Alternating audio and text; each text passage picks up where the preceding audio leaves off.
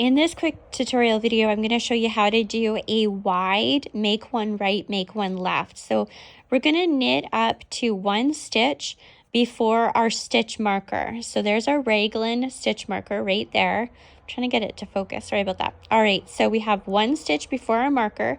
So we're going to take the bar that's in between this stitch and this stitch, and it might look a little different because we're working with garter stitch and not like just a regular stockinette. But so we have lifted that. I'll show you one more time actually.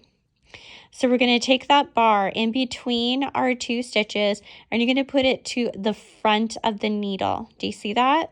So that's a make one right, and you're just going to knit it through the front just like you normally would. You're going to knit one more, slip the marker, knit one more stitch, and now we're going to do a make one left. So we're going to, again, do you see that bar in between our stitches?